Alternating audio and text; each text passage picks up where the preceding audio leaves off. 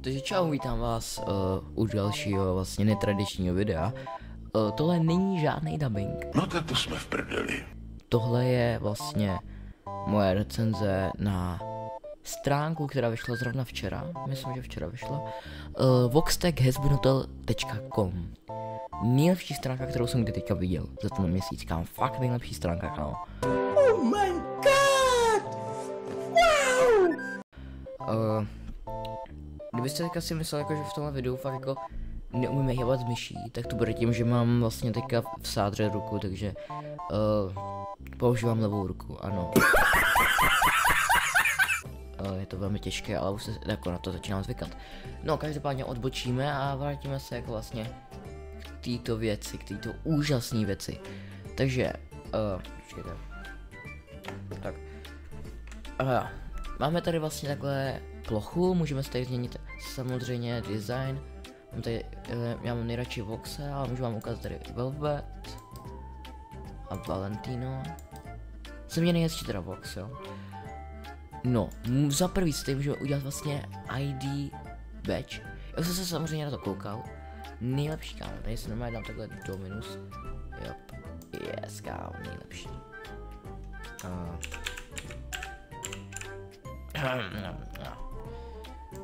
Yes. No, samozřejmě si takhle nechám tady, že jo, takhle. Jak to říct? Nechám si prostě takhle tady svoji profilku a prostě máme ID kartu, boom.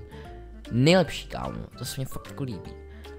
Potom tady máme vlastně tapety.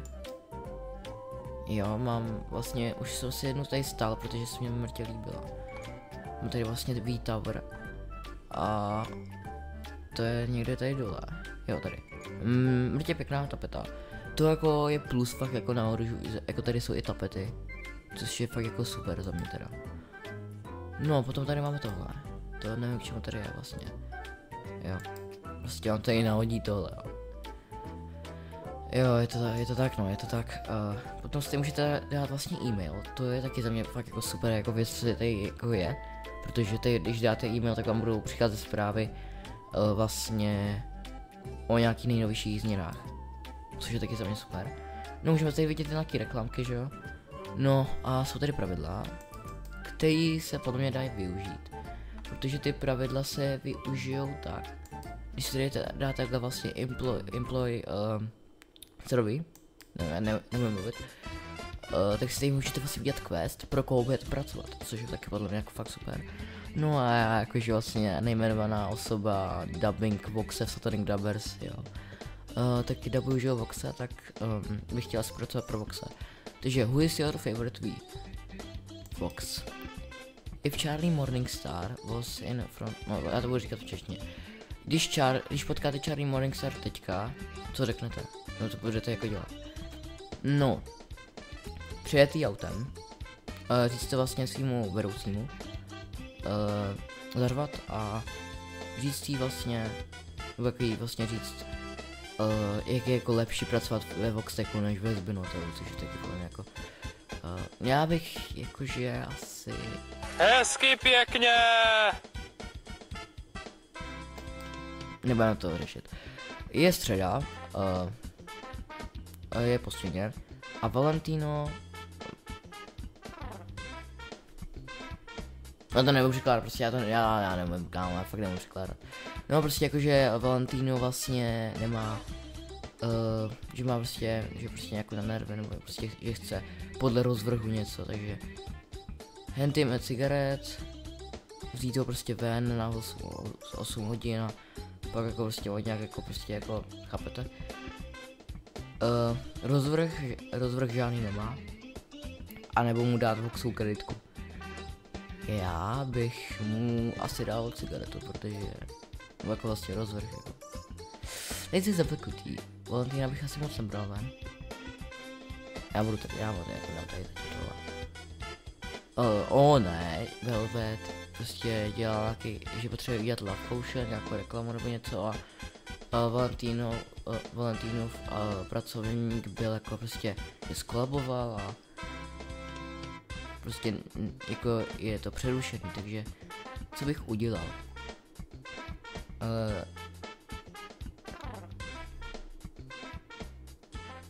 No prostě to nějak vyřešit, že jo?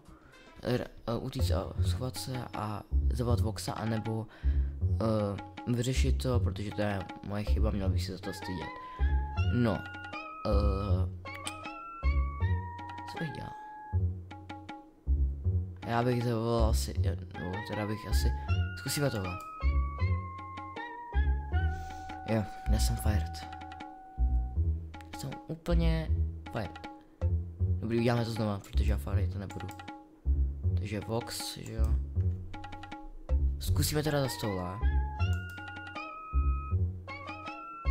Handy mi cigaret. A call Vox. Tady už. Valentinus employee. Welcome, vítej v posmrtném životě se sexem, s drogama a se sexem. Jo, takže prostě jsem týpeček, který je prostě úplně sjetej.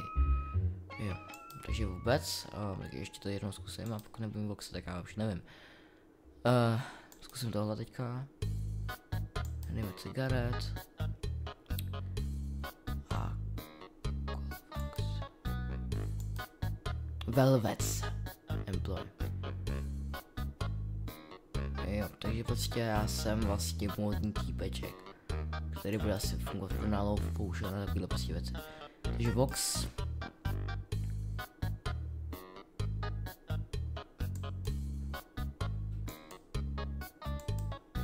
Yes, konečně Vox employ.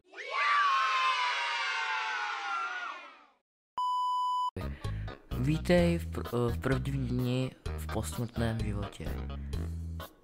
Vem si kávu a sedni si ke stolu a jo, úplně skvělá práce, úplně jsem spokojený. Prostě jsem pracovník od Voxe, jej, jo, to mám moc rád, že jsem pracovník od Voxe, jo. Takže to znamená tady zavřu, kam abych tam chtěl trefit.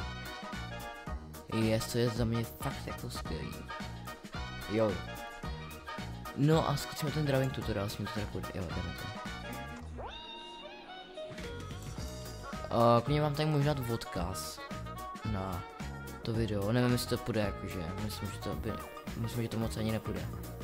Protože já jsem se koukal na YouTube a myslím, že to je neveřejný. Takže, tak no. Takže tuhle tu stránku hodnotím velmi kladně. Fakt se mi tahle jako stránka jako fakt jako líbí. Když jsem to zjistil jako ten první den, když to vyšlo, kámo, já jsem to zapl nějak, kámo, v 10 hodin. Jsem zapl počítač, kámo, a musel jsem to zkusit, kámo, protože to je skvělá stránka, kámo. Já jsem fakt zvědavý, jak ty budou z něj probíhat. Protože to je prostě skvělá stránka, kámo, prostě to hodnotím fakt jako dobře. Kámo, kdyby ty fakt přidal ještě víc věcí, jako za mě toho je tedy už dost celkem, a to, že to jako je teprve ještě jako takový jako začátek. To je jako fakt skvělý, kámo, podle mě jako skvělý prostě. Prostě se mi to líbí. No a doufám, že to bude mít dobrý pokračování tohle. Takže doufám, že tohle video aspoň bude mít nějaký úspěch a uvidíme se u dalšího videa